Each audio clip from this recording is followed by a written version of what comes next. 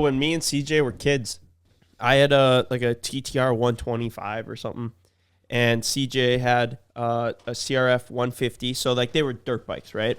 So me and CJ have kind of talked about our other friend Matt. So I lived over here, CJ lived over here, Matt lived right in the middle, and we were like the three best friends. Where Big Wrench lives now, actually. Yeah. I almost just went R.I.P. Matt. Matt is still with us. Yeah. Still alive. So anyway, though, so I had a dirt bike, CJ had a dirt bike, and then Matt wanted to get one, but his dad bought him a moped because he'd like never ridden a dirt bike before, and he was like, let's just start with a moped, right? But everywhere that me and CJ would ride dirt bikes, Matt would ride the moped. Yep. So we had a man. dirt bike track that we would go to. Matt would ride the moped. Like we would mud go to it. the sand pit. Matt would ride the moped. my we God. would ride all over this county, and Matt would be there on a 50cc moped.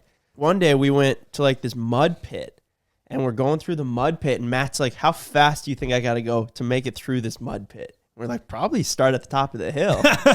Of course, as you tell your friend Matt. So he's like booking down this hill. You know, the moped probably did, I don't know, 40, and he was doing all of it. And he hits this mud pit, and there's no knobs on any of the tires. And I just remember the moped like just getting deleted out from underneath him, and he eats the mud so fast.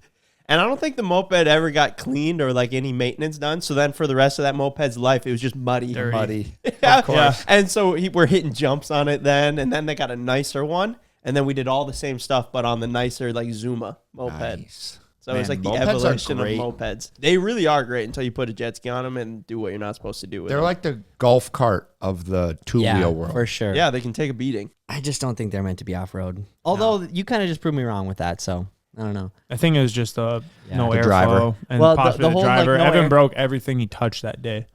Yeah, that was 4 things. Or jet was skis. I comical. feel like that was kind of overlooked. I think thi- we need to tell Evan, he is doing a great job. I don't want to stop him from doing such a great job, but maybe if we were just like, hey, you have to help fix it when you break it, might change things. Because why does he treats his dirt bike like a fucking newborn baby. He's like putting it in his room. He's like, oh, it's raining out.